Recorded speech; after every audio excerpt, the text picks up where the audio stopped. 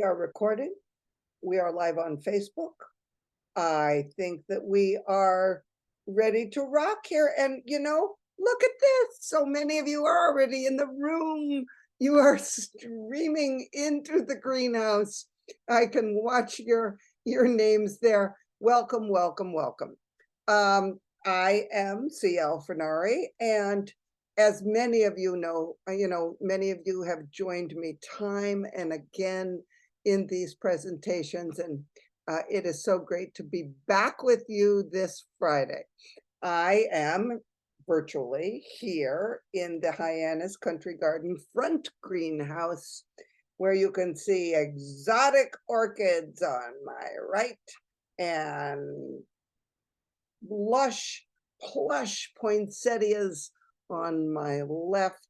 And we're going to talk tonight about some plant projects, some plant activities to lift your spirits, to make you happy. Now, oh, look, Melvina, you have beat me to it. Good job. I always ask what's in your glass. And you know what? I didn't have time when I got home to do anything but get a small glass of water. So I'm jealous of all of you. But if you open up chat, excuse me, if you open up chat and type and tell me what's in your glass. And as you who have regularly joined me know, it's not what is in your glass, it's not what you're drinking. It's that we have chosen to sit down together, take a deep breath, and spend some time on a very life-affirming subject, which is plants and gardens. So I'm jealous of the cranberry and lime seltzer and the Pinot Noir and the Chardonnay and wine and margarita. Both of those sound very good.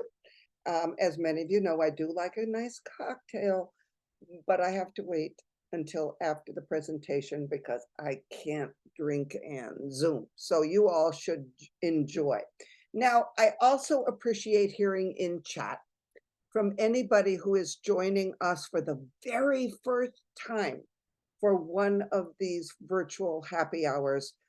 Let me know, okay? I would love it to know if you are here for the first time. So type that in. Now, for those who have been with me before, you know that I take questions at the end of the presentation in chat. And so whatever your questions are, they could be about poinsettias, orchids, hydrangeas, doesn't matter. You can type those in chat after the presentation, all right?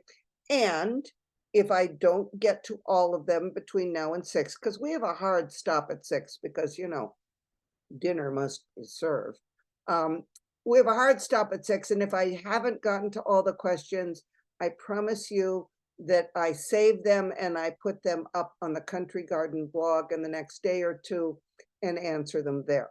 So you can always go, if you didn't have your question answered, you can always go to hyanniscountrygarden.com and go to the blog and you will see the questions that I didn't get to.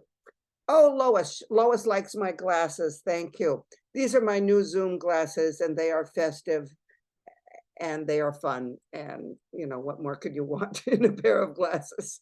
So I'm going to get right to sharing my screen now, okay? And we're going to go right to the presentation and start in on that. And we will get to your questions afterwards, play slideshow. And here we are, Greening December, our happy hour for tonight. Because it gets dark at 3:30 or 4 o'clock, right? This is my yard at about 3:45 2 nights ago. One thing I love about this time of year is that the trees have turned into black lace, and there's usually an amazing show of clouds and sunset in the sky. Unfortunately, if you happen to leave work at 5 o'clock, you've missed it already. If you're driving home around 4:30 and heading west, oh, that's the best, right?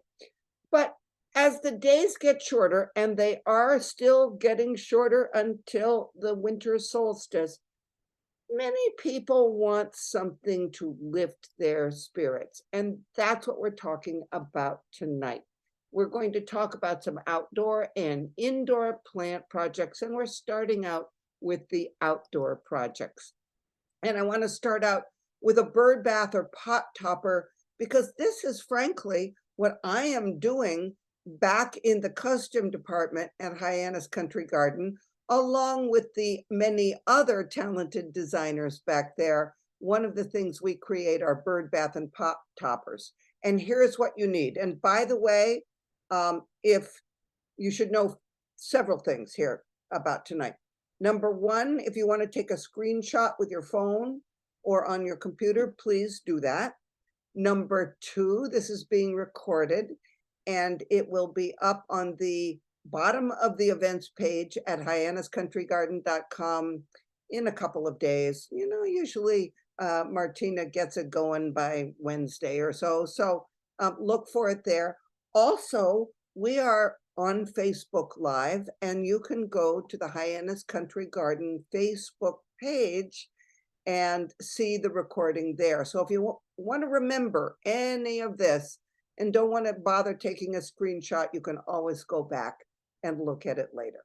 So what you need for a urn topper or bird bath topper or pot topper is a plastic saucer, 2 blocks of Florist Oasis, waterproof tape, and some cut greens. And here you see it right here. This was 1 year on my porch, and you can see I've got the 2 blocks of Oasis, and you want them taped in. And the reason you want them taped in with waterproof tape is a good gust of Cape Cod wind. That sea breeze that we love in the summer, if it's not taped in, it can tip the whole arrangement out, okay? You always, whether you are making something for outdoors or indoors, and you're doing it in Florist Oasis, you want to put some waterproof tape over to hold the whole thing in so that it's sturdy, and if you're carrying it from room to room, no problem. Now, this particular container, I cut things out of my trees and out of my garden. We have a fantastic selection of cut greens at Hyannis Country Garden right now in the tent in the front. So if you don't want to go out and be pruning your plants at this point, you can purchase cut greens as well. And what you basically do is you start around the outside and your Oasis blocks have been soaked in water for at least a half an hour. And then you start sticking in the greens, starting with the lowest layer outside and then working up toward the top. And here's a little tip. Before you stick that green in, make a fresh cut on it with your pruners. Whether you have cut them from your yard or whether you have purchased cut greens at Country Garden, you want it to have a fresh cut with the pruners before you put it in the Oasis. And that allows that branch to absorb the water from the Oasis through the coming months. And here is how this particular one looked once I got it filled. Now, this particular container contains some white pine boughs. It contains some green giant arborvitaes. That's this pale color green that you see there. Green giant is a great green to put in cut arrangements. It also had, I think I have some, maybe some Vanderwolf pine in here, and I might even have a little bit of juniper. And what you see with the red is the Pieris, otherwise known as Andromeda, right? You might have Pieris in your garden right now, and it has some flowers for next year. And if you cut just a few of those, it's not going to hurt it for next year, and they are wonderful in an arrangement. And I also have here some variegated boxwood. If you don't have a variegated boxwood in your yard, you should be sure to plant one in 2024. because it is such a useful green for holiday decorating. And this a broadleaf evergreen right there, that's an auto-looking cherry laurel. Look and see what you've got on hand. Chances are you have many shrubs from rhododendrons to pieris, the andromeda, to the green giant or Leyland cypress. All of those make wonderful cut greens.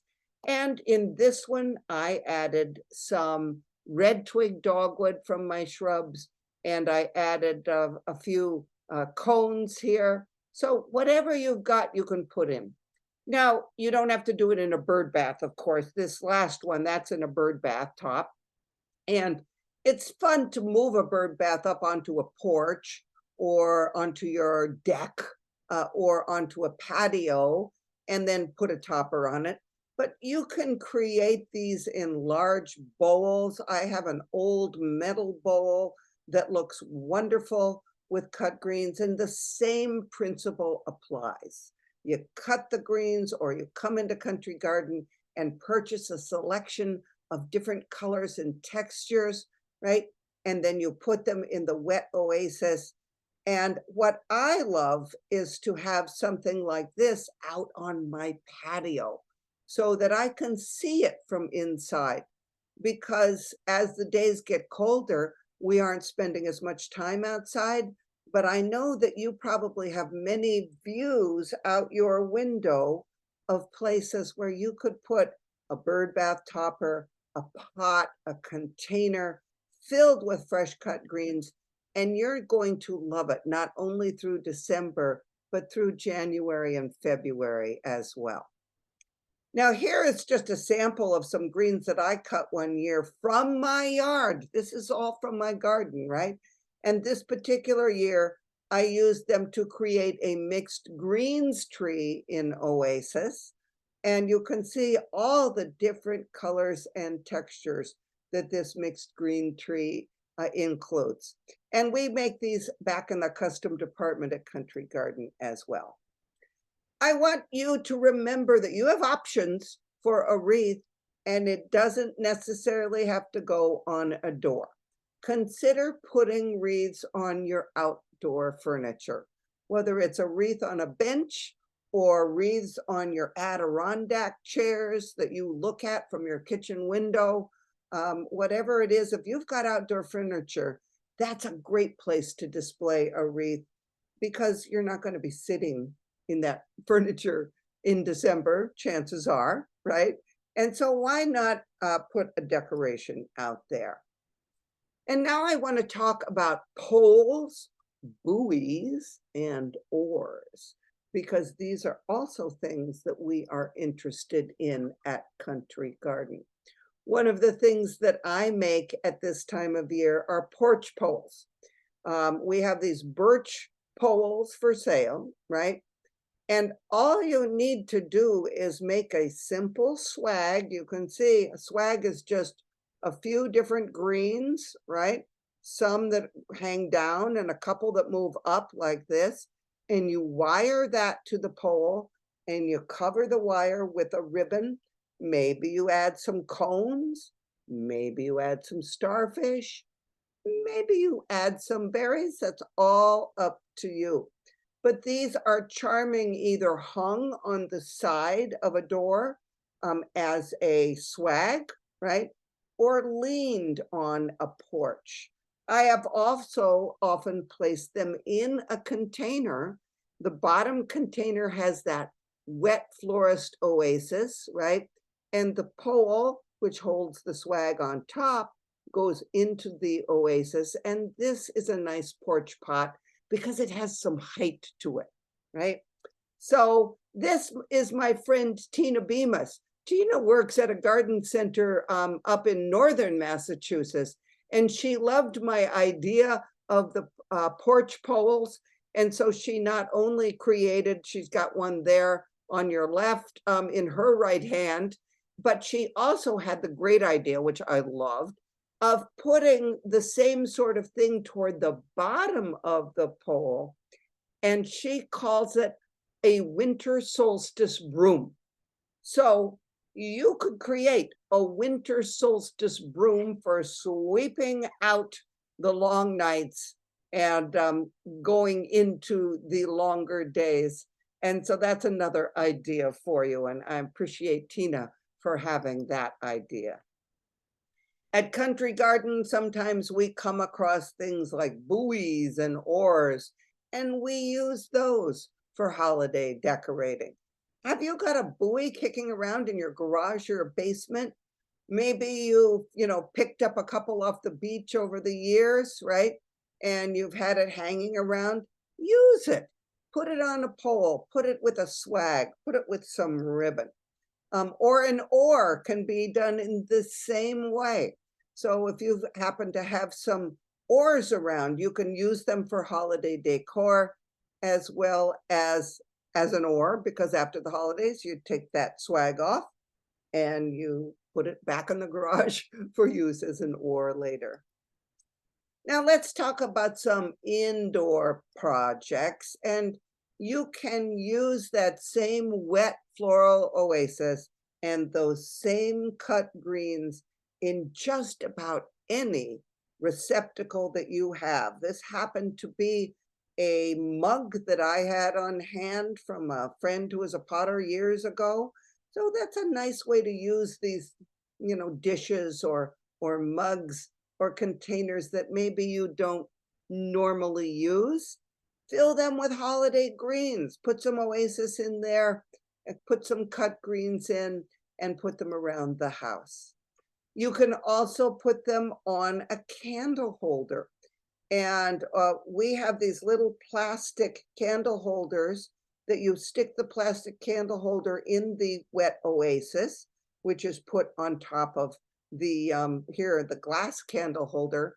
And then you put the candle in the plastic part, you fill the wet oasis with the greens, and there you have a lovely table arrangement. This is our front greenhouse right now at Hyannis Country Garden. You see it behind me as well. And there are so many amazing plants available. Yeah, you can go with the traditional red poinsettias, but there are other options as well, from white flowering begonias to the lovely cushion bush, which is silver there. Come in and check them out.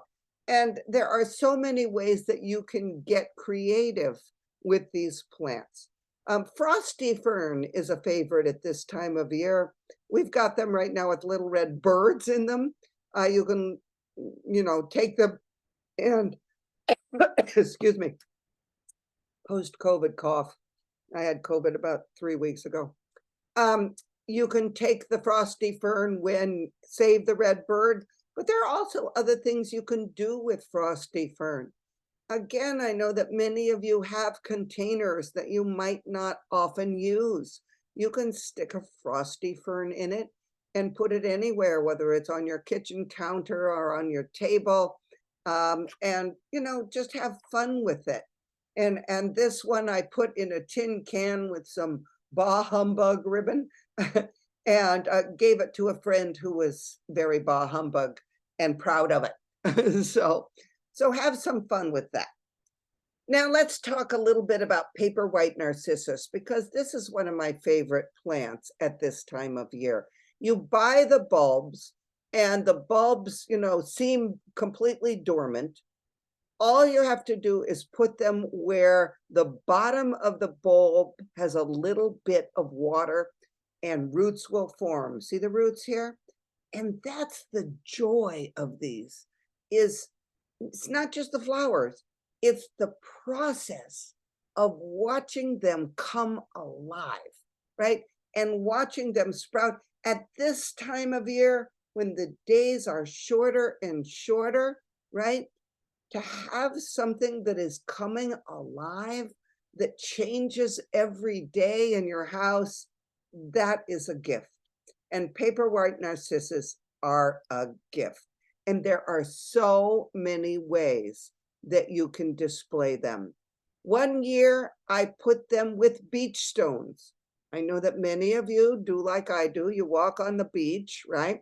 and you pick up those rounded stones, and then you have a whole collection of rounded stones at home. This is your chance to use them. And not only are they wonderful in a container with paper whites, but of course, since you are constantly watering those paper whites, the beach stones stay wet.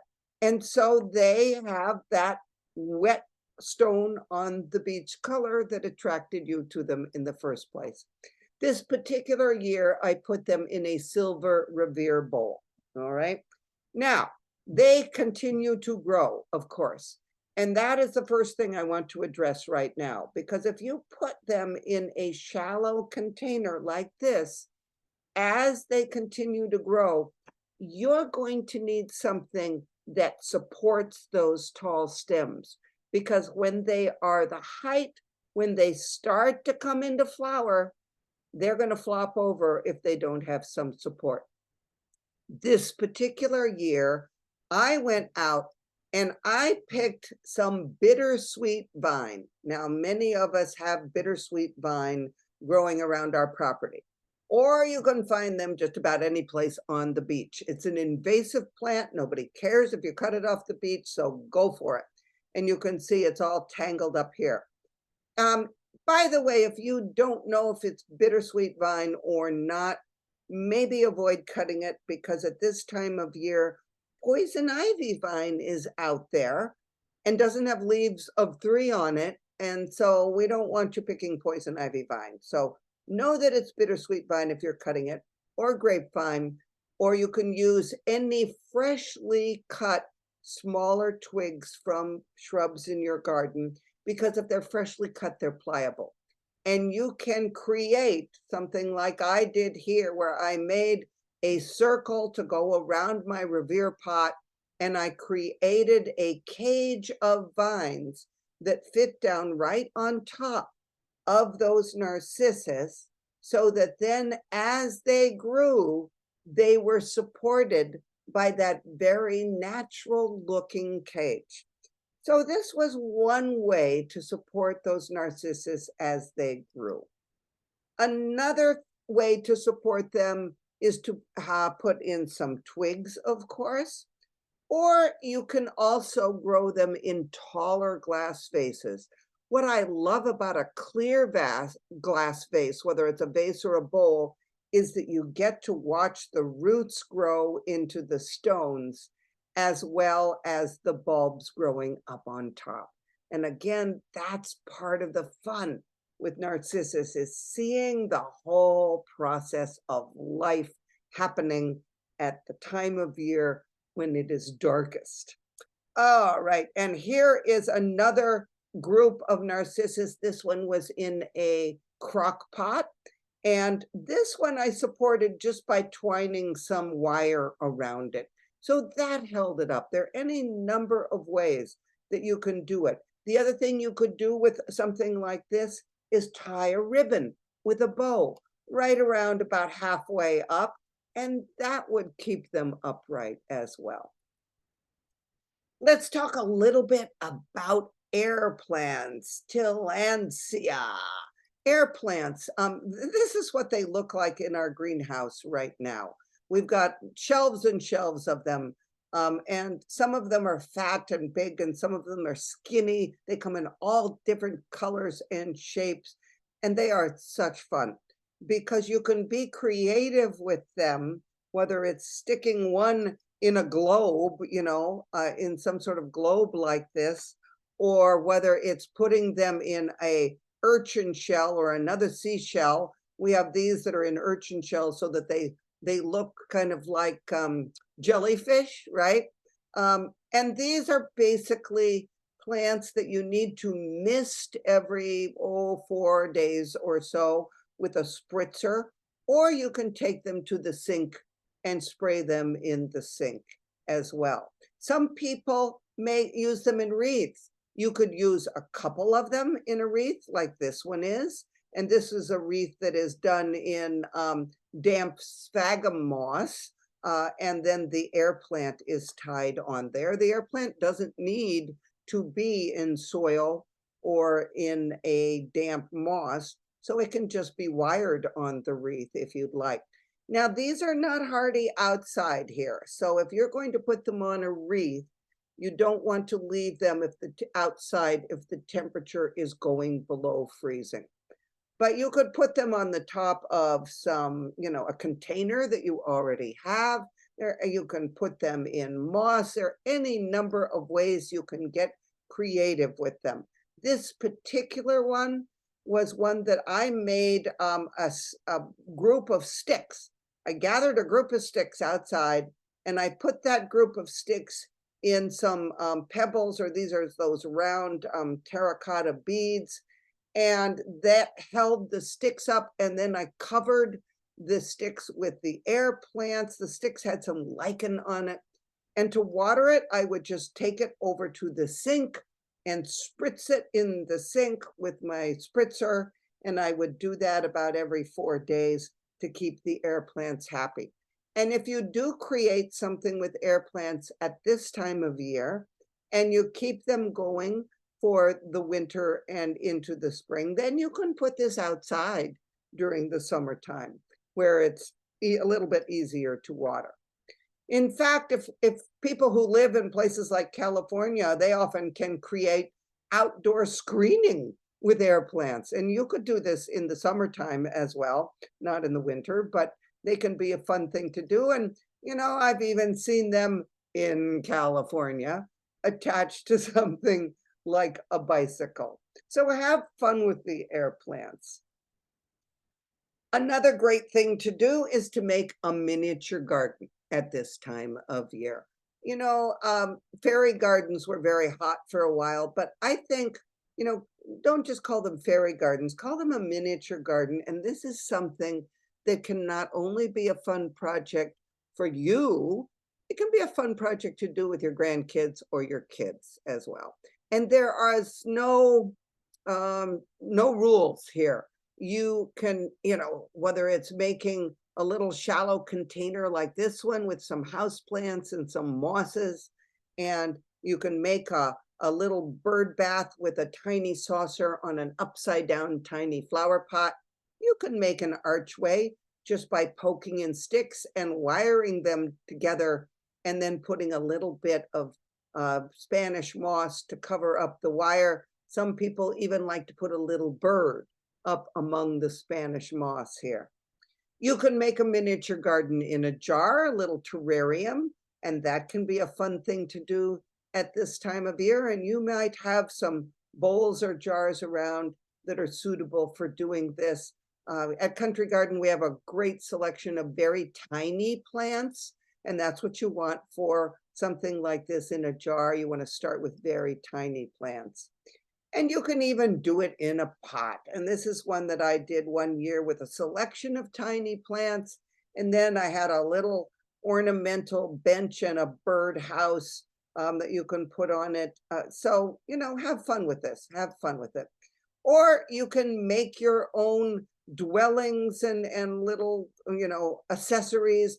We have a bunch of accessories at Country Garden, and you might even have something in your closet or on a shelf that you can use. This is a lotus pod, and the roof here on the shack is a lotus pod. And we sell these for decorating at this time of year, but they make great little roofs for these miniature gardens. Now, another great fun thing to do at this time of year is to get out a selection of bottles and fill them with whatever you want. Now, this is a summer selection, of course, but you see what these are. These are just random clear bottles. They don't even have to be clear. You can have bottles of any size or shape.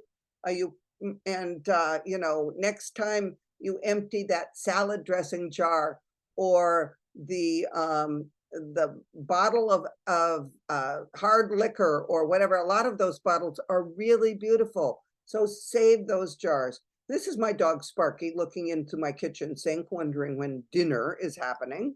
But I love above my kitchen sink to have a random selection of bottles that I can put things in at every time of year, whether it is the seed pots for my allium, or cut flowers that I have purchased, or, cut flowers that someone sent me. Here are the fading anemones and ranunculus.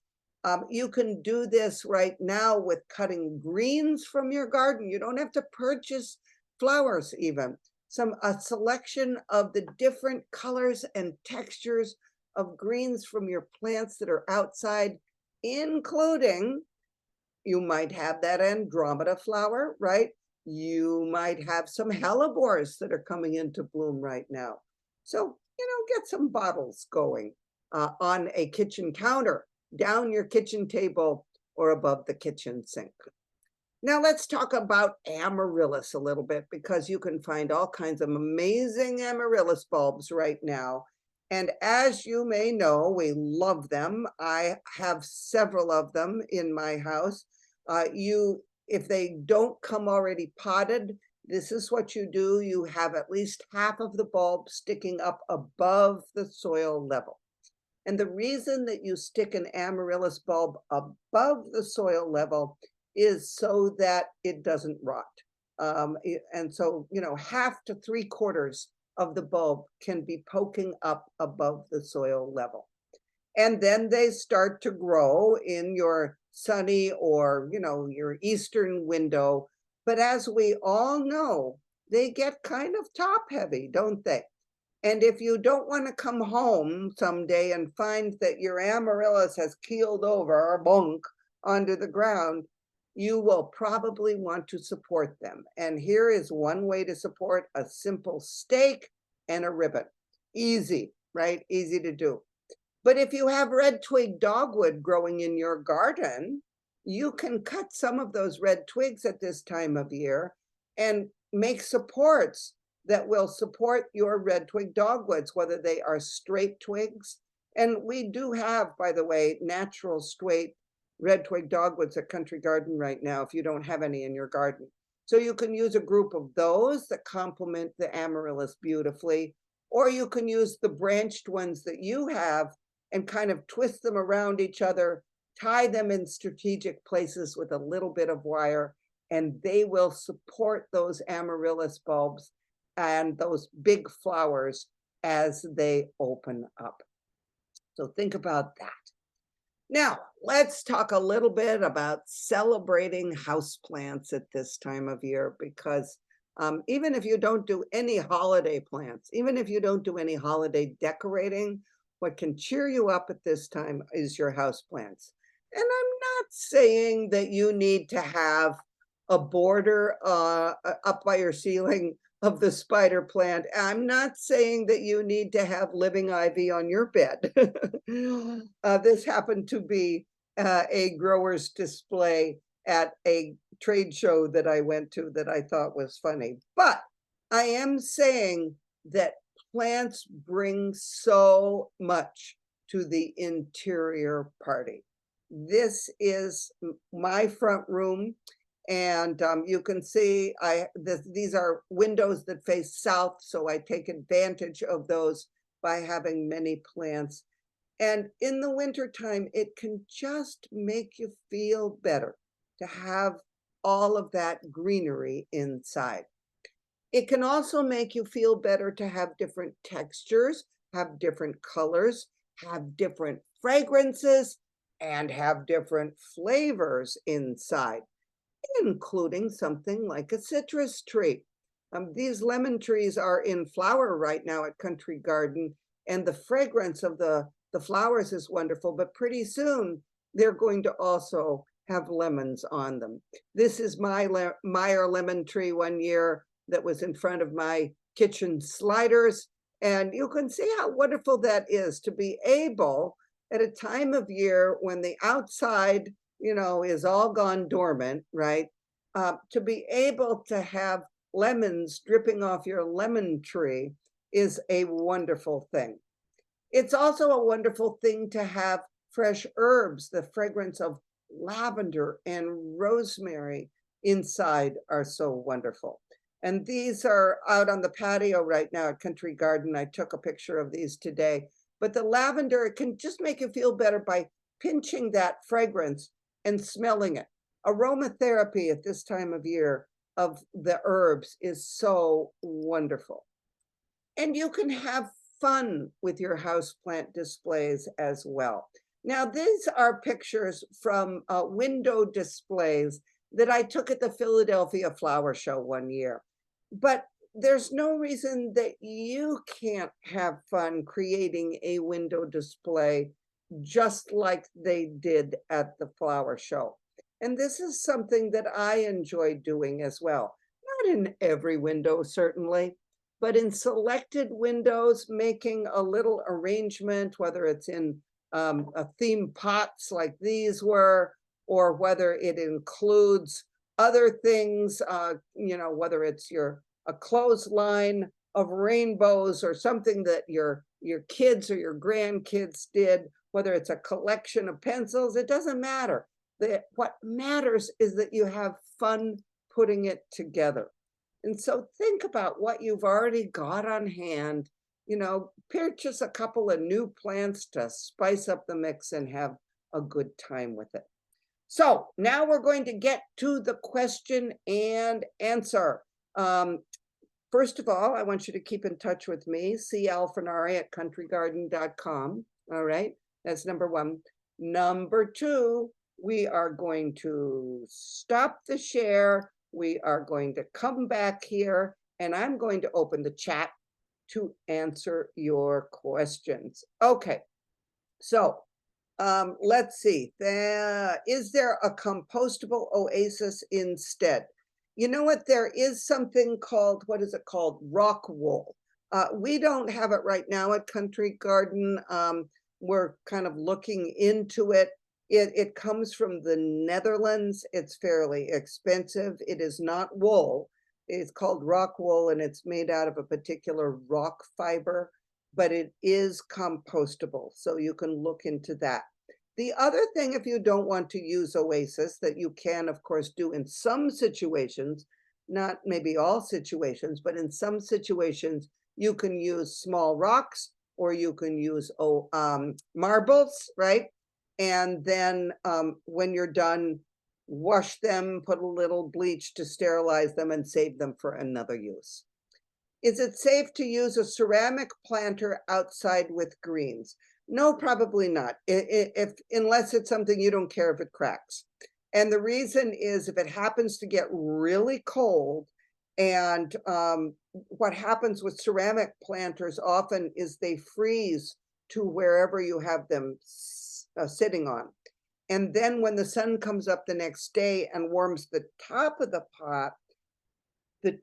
pot getting warm expands, but the bottom of the pot freezing to the deck or the ground or wherever doesn't move because it's frozen, and the torque will split the container.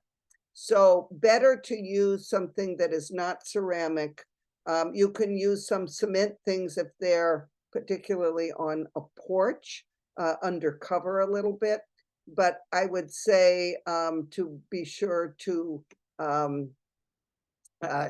be sure if you care about the ceramic pot to use something else, something metal, something wood, something fiberglass. So display seems funky. Not sure which display you're talking about there, Pamela, but thank you.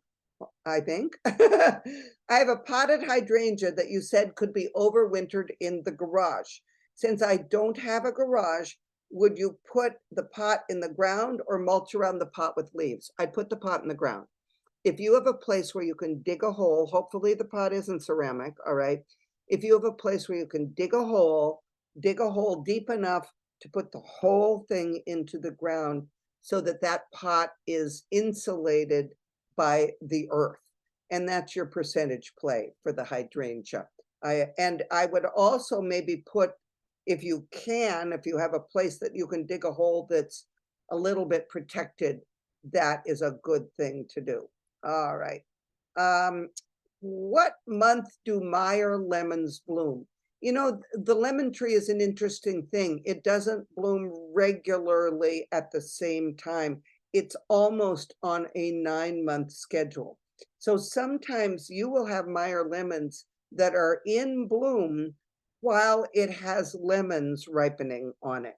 So what you want to do with any citrus plant, number one is get some citrus tone fertilizer and give them, if it's in a pot, give them about a tablespoon of that on the surface of the soil every month. Most of our house plants, as you probably know, don't get fertilized in December, January, and February. That's kind of their take a break time, right? But for citrus, because they are constantly blooming, forming fruit, blooming, forming fruit, often all together at the same time, they benefit from some fertilizer once a month.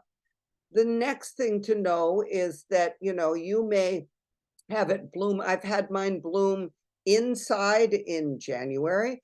I've had my Meyer lemons bloom outside in July. So just roll with what they're doing. If they are blooming inside in the winter, you want to be the bee to pollinate those flowers. And so when those flowers open up and you can see the stamens there, the yellow stamens with the pollen, you want to take a Q-tip or a very soft paintbrush and go from flower to flower, right? So that you get them all pollinated, and that way you will have fruit form. If your plants are flowering outside in the summer, then you don't have to worry about it because the bees will take care of it for you. So that's a fun thing about Meyer lemons, is because they're constantly flowering and having fruit. I bring my rosemary, thyme, and parsley plants inside for the winter. The thyme, the thyme and parsley are in a bright northwest area. They get sun mid to late afternoon. Sometimes the parsley gets aphids and the plant dies. Suggestions to deal with those. Use the parsley. Don't try and keep it going all winter. Use it up. Use it up in the next month. I mean, how big can that parsley be? I can use a parsley plant in 2 meals, right? So use it up. Don't baby it, because parsley is not a perennial herb. It's a biennial, grows one year, blooms the next, and promptly dies. So even if you keep it alive through most of the winter, it's going to come into bloom in the spring and die right away. So don't bother, and don't worry about the aphids. Just pick it and eat it and enjoy. The rosemary is in a sunny southern window, and the leaves are turning brown and curling in spots. I keep them well watered, but they don't have wet feet. What's happening with these plants? Rosemary is an interesting plant. First of all, you want to be sure to have a big enough saucer underneath it, so when you water it, you can water it really well, because they dry out really fast inside. The reason is a rosemary and a lavender, by the way, both of these are plants that outside in the ground are quite drought tolerant, aren't they? And the reason that they are quite drought tolerant outside in the ground is because they have deep and very thick root systems that keep them alive when they're not watered. But in a pot that's contained, right, that pot gets filled with the roots. And so you might water them some, and you'll see the water come out into the saucer right away. And then you're probably stopping watering because you don't want to overwater. The problem is that hasn't saturated the root ball on a rosemary well enough. What you want to do is have a big enough saucer underneath so that you can water it really well. Let that saucer get an inch of water in it, right? Let that plant sit in that inch of water for a couple of hours so that it can get thoroughly saturated in the root ball.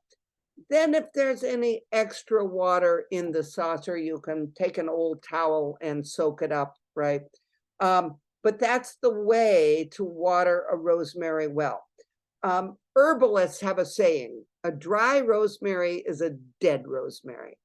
And that's for potted rosemary plants. So that's what I would do. I would make sure you have that big saucer, water it really well, let it have wet feet for about an hour or two so that it gets the whole root ball saturated, and then you can get rid of any excess water.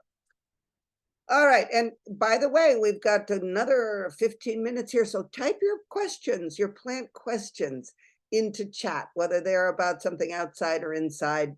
Whatever is on your mind, type them into chat. My sword ficus is not doing well. It has lost a lot of leaves. How do I take care of it? Number one, did you have it outside? Because many plants, if they are outside in the summer, when you bring them inside, they will lose leaves. And ficus can be quite prone to this. The other reason that ficus can lose leaves is if they're not, haven't been outside, but are in the same place inside where it was quite light in the past, and now there is less light coming through the window, that can be a reason that they are losing leaves. The other reason that this plant might be losing leaves is your heat is probably coming on more frequently, right? And because it's getting colder outside and the heat comes on more frequently. And so when that happens, they're drying out faster. Again, with the ficus, and this is true, frankly, for all house plants, have a big enough saucer underneath that you can water it really well, because partial watering is one of the main reasons that house plants fail, because people don't want to overwater, right? And so they're giving it a little bit of water, but they're not thoroughly saturating the root ball. And if the plant has some dry roots and some wet roots, it's going to lose leaves because the dry roots are not supporting all the leaves up on top. So I would, by all means, get a big saucer under that plant. If you see that it is not in as much light as it was earlier in the year, pull it closer to a window. Okay, let's see, where am I here? The ends of, let's see. Margie told her optician about my glasses. I got these online at a, I can't remember, the York and something or other glasses place. They specialize in glasses that are inspired by vintage glasses. So they have a lot of fun glasses. The ends of my aloe are alive, but flat-like and not plump like the others on the same plant. Any idea why? I would first of all look and see if the stems that are flatter are the older stems. You know, for all plants, as they grow, they tend to put the energy and their attention into the newer leaves and less attention into the older leaves. And so that if it's the older leaves that is happening, I would say this is a natural process where the aloe is saying goodbye to the old and hello to the new. And I wouldn't worry about it. That's number one. Number two, plants can sometimes, the tips will dry or flatten on parts of the plant. Again, if it's not getting enough water when it is water. Any aloe or succulent does not need frequent watering, but when you do water, you do want to water it thoroughly and then let it dry up before you water it again. So those are two things. Frosty fern, can it be grown in the garden in the shade? It is not a hardy plant here. It's not even a fern, okay? It's not a type of club moss, I think. So anyway, it is, if you keep it alive, and they're not, I'll have to say, the easiest plant to keep alive. And here's the trick with frosty fern. The way you keep a frosty fern alive is to water the heck out of it because these are plants that really do not like to dry up. And so water it very frequently, you will keep it alive. If you keep it alive, you can put it outside in the shade in a pot or even in the ground for the summer, but it is not perennial. So it will not live over the winter time outside. So it's one of those plants that frankly, we grow for fun at certain times of the year, right? But you don't feel like you have to keep them going year after year. Cyclamen are the same way. Get it for the color right now. Get them for, you know, the fact that it's a seasonal plant. Is it a plant that you should feel pressured to keep alive from year to year? Absolutely not. It's a plant that you can kind of treat like a very long lasting cut flower, much more long lasting than cut flowers. But at a certain point, it's perfectly acceptable to say, it's been great. Thanks for coming. Bye. And not to feel guilty about that. All right. Holiday plants, sometimes they come and they go. Okay, we put our tulip bulbs in the ground today and covered them and sprinkled with cayenne pepper. Any other tips? Well, Robert, fortunately, it's going to rain tonight. The best way to keep critters away from bulbs is to water them in well as soon as you plant them. Because if the soil is settled around the bulbs, the critters don't have any idea that there's something down there. You might have thought, well, why does the squirrel know that I just planted these tulip bulbs, but the daffodil bulbs that have been in my yard for 6 years, the squirrels never bother, right? Well, because the squirrels aren't after the bulb. The squirrels sense disturbed soil and they dig down because they think there might be some prize nut or something there that another squirrel has buried. And so they'll dig in, and that's why critters often dig up bulbs. So watering them in well is a key. Cayenne pepper is good because that does help repel the squirrels. But I'd go out tomorrow if it hasn't rained about at least a half an inch tonight. I'd probably water them well. And if you want to put more cayenne pepper, that's fine. Okay, my African violet has healthy leaves, but has stopped flowering. I'm glad it has healthy leaves. That's number one. Number two, let it dry out a little bit in between waterings because African violets do appreciate that. Number three, have you fertilized it recently? All right, so be sure that if you have not given it any fertilizer, get yourself some of the African violet food and use it according to directions. And finally, African violets don't like to be in a lot of direct sun. They like bright light, but not direct sun. And I know when I was growing African violets, sometimes I would have them in a window that maybe was south facing. And during the summer, that was fine. They weren't quite in the window. They were getting bright light. But in later, they would, in the wintertime, be getting too much direct sun, and I would have to move them to another location. And by the way, people, I don't use the raised hand thing. Put your questions in chat because I can't do three things: think, read chat, and raised hands at the same time. It's too complicated. Okay. So anyway, so that's what I would do. I pay attention to the fertilizing, make sure that it's in a bright but not direct sun location.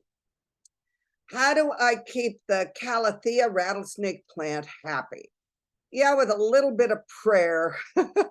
These are some of the more picky houseplants. All right, that's number one.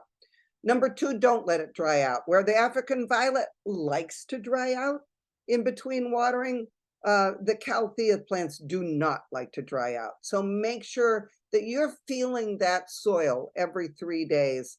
And when the soil is starting to feel dry, give it a good deep soaking. If it has been in the same pot for a long time, you might want to put it in a slightly bigger pot because when they get root bound, it's harder to keep them constantly moist. So that's another thing. They like bright light, indirect light, not direct sunlight. And of course, you may have noticed that most of them kind of fold up. That's why one of them is called the prayer plant, because in the night, they kind of fold up. That's a natural thing. It's not unhappy that it does that. I brought my fig tree inside with many baby figs. All the leaves have dropped off and the figs are ripening, which I'm enjoying. Has the fig gone dormant even with watering? Should it re-leaf? Good question. All right. Well, first of all, you're lucky that the figs are ripening and you're still able to enjoy them. So that's enjoy as long as they last.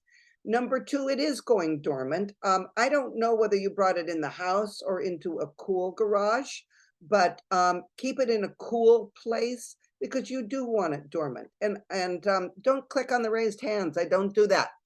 Type it in chat. So keep it in a cool place. It will re-leaf when the days start getting longer. And if the only place you have for it is in the house, that's fine. Test for water. Don't rely on a meter or anything. Use your brain and your eyes and your fingers to see if the soil is dry, and water it when it's dry. When the leaves are gone, it doesn't need watering that frequently. So my figs right now are in my garage, and I will probably water them once a month up until late February, when they sense that the days are getting longer and they start to break dormancy and put out new foliage, and then I need to water them more frequently. So, oh, good, Julie, your aloe leaves are the older ones. Don't worry about it, okay? If the newer leaves all look nice and plump, this is just that plant's natural process, just like we shed our old hair as new ones hopefully come in. Plants shed the older leaves as the new ones are growing. A few of my hydrangeas outside still have old blooms on them. Should I cut them off? Because I read if I don't, the plant struggles through the winter, and that may affect the blooms next year. I don't know where you read that the plant will struggle if you don't cut them off, because that is not true. All right. This is what the plant does. You know, plants don't work against their own self-interest. They are not going to hold on to old flowers that might harm them into the future. They don't do that. People work against their own self-interest all the time, but not plants. You can leave them. Now, if you don't like how they look, by all means, clip them off right underneath the bloom. But if you don't mind how they look, leave them there. I don't clip mine off because I've got other things to do. And most of them fall off anyway and become what we call Cape Cod tumbleweeds, right? They'll be in your window wells and blowing around your lawn later in the spring. So by all means, leave them. What you don't want to do at this time of year is if you have the blue hydrangeas, the mop heads, or the pink, it could be pink, they could be blue, mop heads or lace caps, you don't want to trim them back because they have their flower buds right now for next year. We are praying that it's going to be a mild winter and those buds make it through the winter so that we have good hydrangeas next year. Now, I'm going to tell you very quickly here to remind you that if I don't get to all the questions by 6 o'clock, I am saving the chat and I will answer those on the Country Garden blog within the next 2 or 3 days. Okay, so on Monday, check the hyanniscountrygarden.com, go to the blog page, and I will answer all the questions that I haven't gotten to here on the chat. Back to the Mayor Lemon. Should an 8-year-old plant be repotted? It still produces well. Donna, what I would do if this was my plant and it had been in the same pot for 8 years, I would leave it right now, and then next year, in the spring, before you put it outside for the spring, at that time repot it, because being outside, it's going to put on new growth, and then you'll have some fresh dirt and soil in there, and you'll have pulled the roots a little bit. So leave it for now and then repot when you put it out next year. Did you lasagna layer your big plant? I never lasagna layer my big container. I take my big container, and Joyce is talking about, I have big troughs that I plant with tulip bulbs or other bulbs. But what I do is I dig a good foot of the old soil out, because one key to having bulbs in containers not rot over the winter is having really good drainage. And you do that with having fresh potting soil. So I put then a good 6 or 8 inches of new potting soil in. I put all my bulbs in. I don't care what kind they are. They could be tulips, daffodils, hyacinths, grape hyacinths. I just put them all at the same level. They don't have to be layered. I put them all at the same level, and then I put about 4 inches of potting soil on the top. And that's what I did this year. This year I did just tulips in there. Some years I use a mix, but this year I did just tulips, and they're all out there growing strong. Okay, well, you know what? I think, Carolyn, I'm going to stop here because it is 1 minute to 6, and I am going to save the chat because we've got, there we go. I've saved the chat. We've got 16 unanswered questions. I will get to them at the Country Garden blog, And I am so pleased that you all joined me tonight. Come in and see everything that we've got growing at the store on West Main Street. I look forward to chatting with you there. And you can always, of course, keep in touch with me at clfornari@countrygarden.com. Thank you so much, and you all have a wonderful evening.